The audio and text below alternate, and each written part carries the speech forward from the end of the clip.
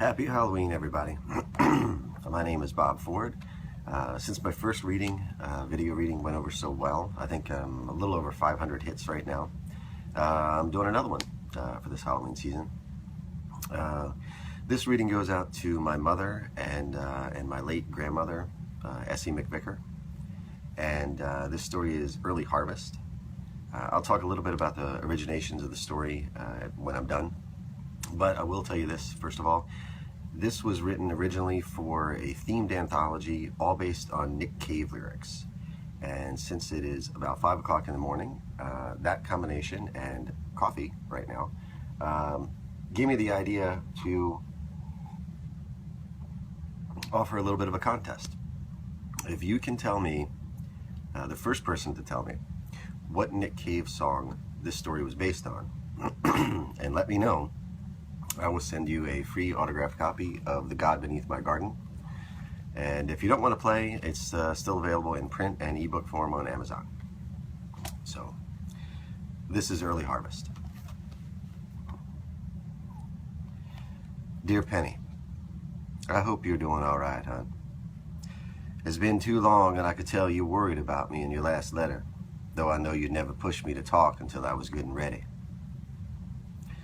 I've been thinking about you a lot lately, about how fast time goes by. Hard to believe we've been writing to each other going on 20 years now.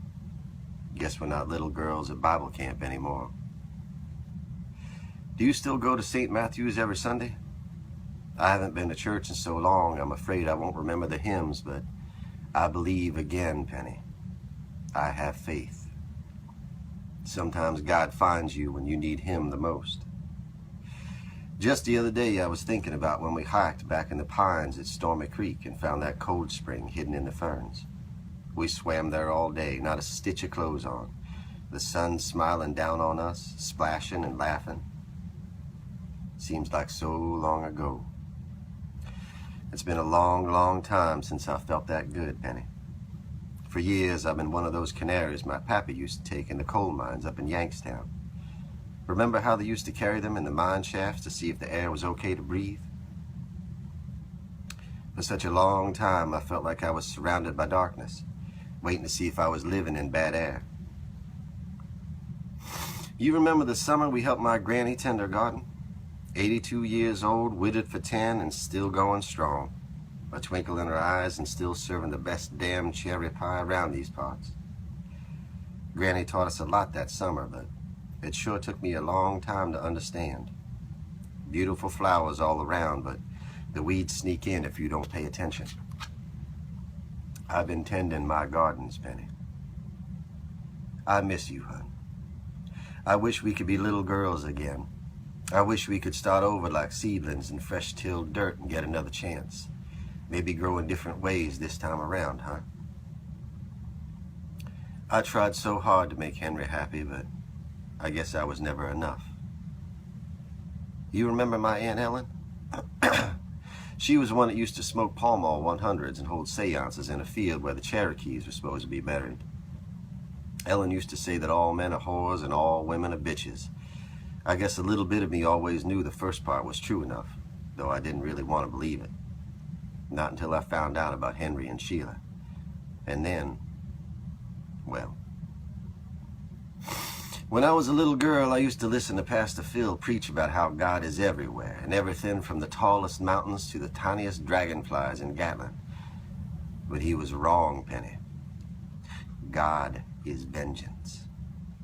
He's quiet redemption with cold, wide eyes that waits in a place without light. God lives beneath the rose of my garden. But let me back up a bit, Penny. There's a lot to fill you in on, and I'm really sorry it's been so long. It was early last year when Henry started down at Pullman's Auto. Dirty work, but hell, Henry grew up fixing every rusty junk heap his dad had brought home. Damn near had a wrench in his hand since he was 6, and working on the used cars people drive around here didn't amount to much trouble. It's been a long time since you've been back to Gatlin, and I know it's hard to believe, but the town's grown. More people move down every year, coming from McCannville or Owen to get away from the city folk. Towns are getting grown up everywhere, I suppose.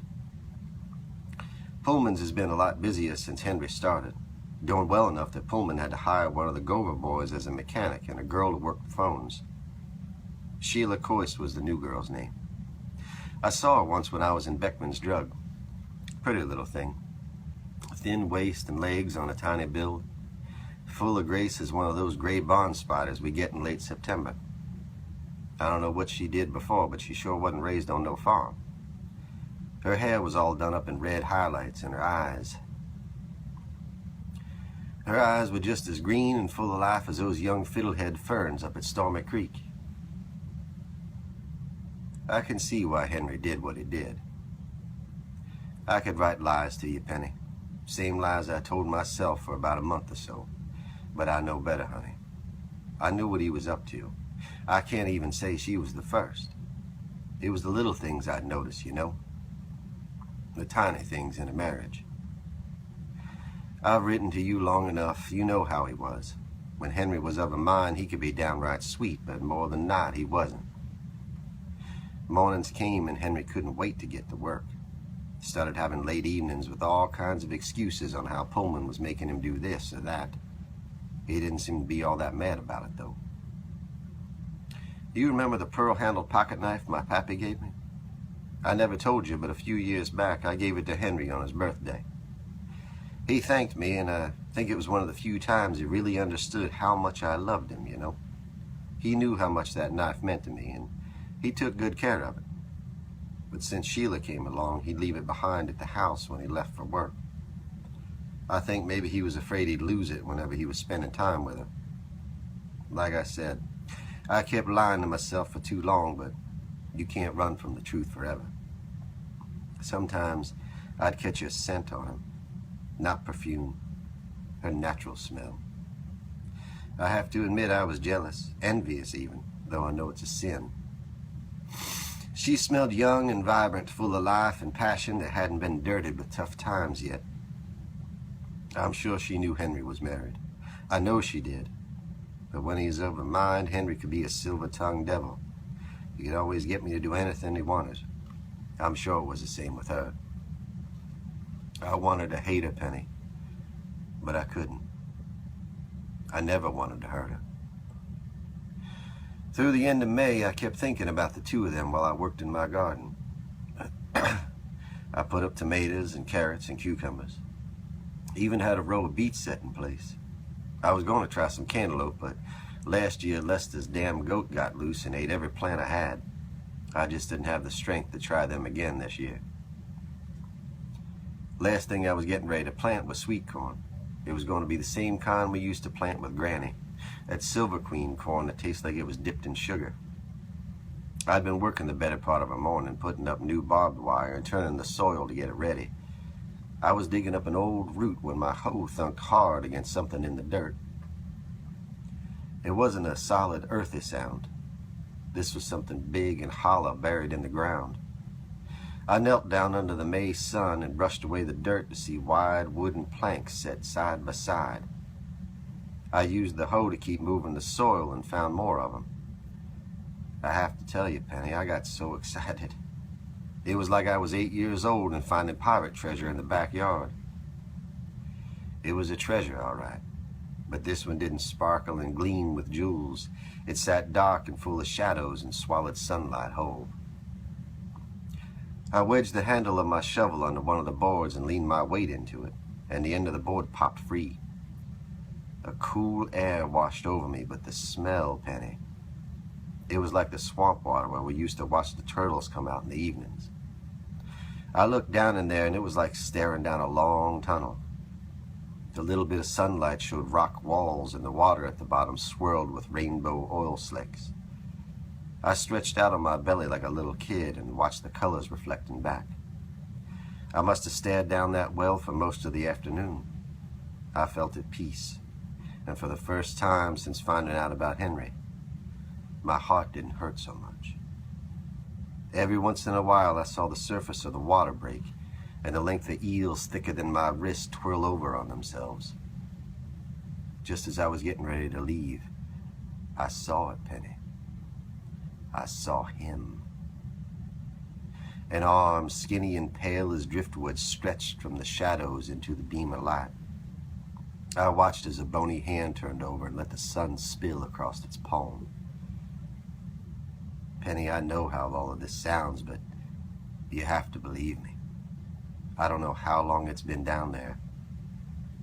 It moved into the sunlight and stared at me. It had large eyes as wide as hailstones, flat tapered ears close to its head, and 2 raw gashes where its nose should have been. It looked at me and smiled. Thin slivers of teeth that shimmered in the light. I know Pastor Phil used to say we could never look upon the face of God. His beauty was so great we couldn't understand. He was wrong, Penny. That afternoon in my garden, I looked into the eyes of God, and I saw salvation. I sat there and listened for the longest time, hearing whispers sliding over one another inside my head, and then I pulled away and set the boards back in place, covering it all with dirt again. My head was swirling and my heart felt like it was near to beating right out of my chest.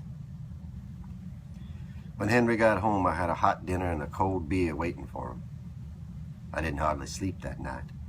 I stayed awake and thought about what God had told me to do. By the time morning came, it was all set in my mind. Henry shaved before work that morning. He mumbled something over his coffee about needing to work late. Said he had to fix the clutch on Pullman's Cadillac. I just smiled and sent him off to work with a fresh coffee and a bag lunch. After he drove on down the driveway, I noticed he'd left his pocket knife behind. Hell, at that point, I almost expected to see his wedding band sitting beside it. I sat at the kitchen table and cried for a while, and then I went out to my garden. It took me a while, but I pulled all those boards away and set down a stretch of chicken coop wire across the hole. I spread an old bed sheet across the wire, and when I was done spreading dirt all over it, you'd never be able to see what was hidden beneath. Penny, if anyone can understand, it's you. I just wanted to stop hurting so bad. That afternoon, close to 4 o'clock, I got done up in my Sunday best and drove into town and parked about a half a block away from Pullman's.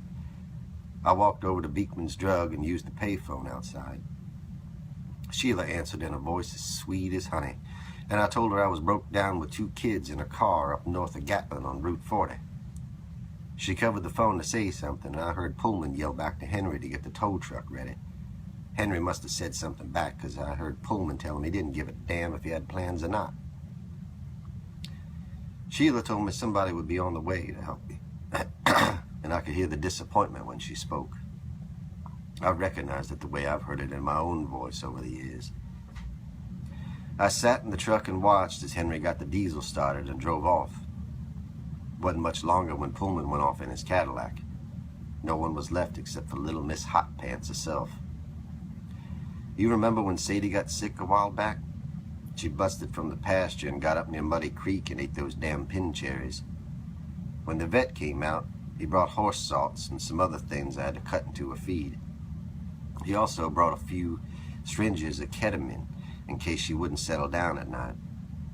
It quieted her down all right. I damn near thought Sadie was dead in the stall the next morning when I went to check on her. Sheila was done up in peach-colored blouse and was busying herself putting on lipstick. I didn't give her time to react. She lifted up her pretty head and I stuck a syringe in the side of her neck, hit the plunger, and that was it. After that, well, Penny, I just don't remember. I guess God really does work in mysterious ways, because when I came to, I was in the kitchen, finishing up a pot roast and cracking a cold beer for Henry when I saw him pulling into the driveway. When he walked in the door, he was red-faced and serious, looking all kinds of pissed off. I guess after driving up the Route 40 and not finding anyone that needed towing, he searched for a while and gave up. He gave me an odd look, seeing as I was all dressed up pretty, but he didn't say anything. I grabbed my walking stick. You know how my knees ache every time rain's coming along. And I went outside with my evening coffee to let Henry eat in peace. When he came out after he was done, carrying a fresh beer with him, I guess after the day he had, he figured my old farm girl rump was better than nothing at all, because He was all playful when he followed me out to the garden. The sunset was far along by then. Fire shone through the line of maples at the far side of the field. I almost regretted things then. Henry was making me laugh, and we were having such a good time. It felt good, Penny, like old times, you know. But then I caught a whiff of his cologne, and I knew this was just a test from God of my will. We walked on around the bend of the driveway, and I saw Henry stop and squint at something moving in the field. A peach-colored stretch of cloth waving in the breeze. I watched Henry's face, the way his head turned a little, trying to figure it out. I pulled Henry's pocket knife from the hem of my dress, and he turned to look down at the open blade in my hands. He glanced back to the field, and I watched his face change when he realized it was Sheila strung up out there in the dirt. When I stabbed him, I was quick. Once. Twice. In the center of his stomach, and Henry dropped to his knees. Dark blood seeped from between his fingers, and he took a step backward and fell to his knees. He looked up at me and swung my oak walking stick as hard as I could against the side of his head. Henry dropped like a sack of feed. By the time he woke up, I'd found his hands and feet and baling wire and dragged him out to the middle of the field. When Henry saw what I'd done to Sheila, he started screaming. You remember that poison that Granny used to put on our garden sometimes? It was bright pink, the color of fresh bubble gum. I still use it from time to time in my own garden, and I don't know what made me think of it. Like I said, Penny, I didn't want to hurt Sheila, and I don't remember doing it, but I filled her mouth with the stuff. Pink powder was caked along the creases of her neck like makeup. The prettiest shade of color you'd ever want to see. But it did something to her insides, I think. That poison must have made Sheila foam at the mouth because there were gobs of vomit at the edges of her lips. The thing is, between that and her red hair, she was still pretty, and that made me even madder. I stopped messing with Henry and tossed Sheila down into the hole. She tumbled down quiet as a stone. Sheila didn't grab anything at all, and when she landed, her head hit first. I saw the end of her dress poof up before she crumpled down into the water. Those eels started thrashing around all at once. I'd be willing to bet none of them had a decent meal in a very long time. Henry had been screaming the whole time, begging me to stop, asking me to forgive him. But you know what, Penny? My forgiveness isn't what he should have been asking for. It's not my judgment that matters. I pulled Henry over to the edge of the well and let him peer inside. I let him stare into the face of heaven, and Henry wept for my redemption. He tumbled down, bouncing against the rocks, and when he landed on his side, I heard his ribs break like knots of wood popping in a fire. I watched for a little while. I saw the eels working at things beneath the water. The whispering was coming back in my head, and I didn't want to hear it anymore. One by one, I put those boards back in place, and the last thing I saw was Henry's eyes flutter open. Then a bony white hand stretched out from the darkness. When the last board was set in, I listened to Henry's screams. After a while, he got quiet again, and I didn't hear anything but the wet sounds of something eating. The redemption of the God beneath my garden. I shoveled dirt all over the boards until I couldn't hear anything, and then I went on back inside. Cried myself a little more at the table again. It was too quiet and I couldn't sleep, so I made myself some coffee. It's late as I write this letter. The wind is blowing something awful, and I know a storm's coming in. The air's warm and the lilacs are out, and it smells sweet as cotton candy at the Gatlin Fair. I think I'll stand outside until the lightning gets too bad.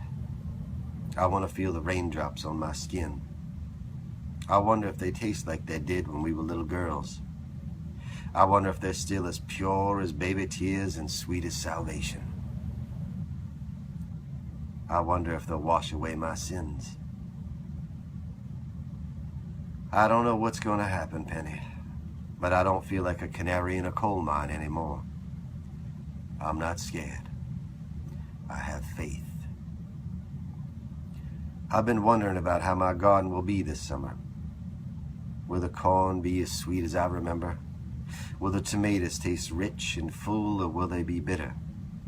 Will there be enough rain to keep them going? But most of all, Penny,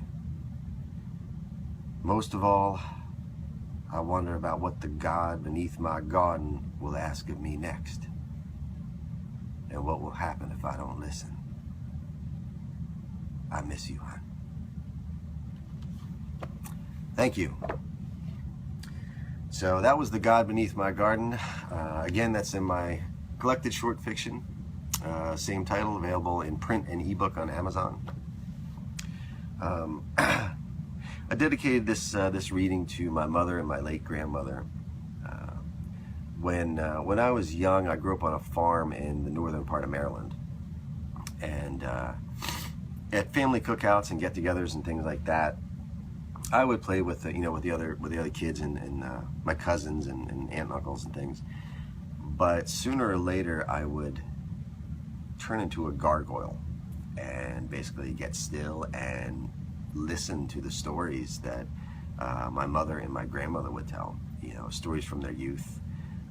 They grew up in Virginia area, Southern Virginia, and I would listen to them talk about the coal mines that their family worked in, the kind of town that they grew up in, outhouses and fields, and the animals that they had on their farms, and how they used to hold seances and urban legends and ghost stories and things like that. And the collision between reading some of Nick Cave's lyrics and a lot of the things that I used to hear as a kid just sort of came together and merged into this little tale. The pink poison that she used to kill Sheila, that is a memory from my youth as well. When I mentioned I grew up on a farm, there was all manner of actually getting killed and getting hurt and injured growing up on a farm with a lot of the equipment. But there was one specific thing that my grandfather pointed out, my dad's dad. There was this pink insecticide, and it was the most beautiful shade of magenta you would ever want to see. But I distinctly remember when he was spraying the corn with it, him specifically pointing out, "Don't touch that." Like, that was the one warning he gave me. Meanwhile, I'm surrounded by sickles and these bladed equipment and these, hay rakes and balers and things like that. But that's the one specific thing he pointed out: don't touch that stuff. But that stuck in my head, and well, I thought it was a good method to kill someone, so it probably is. So anyway, happy Halloween. Hope you enjoy this reading as well, and thanks.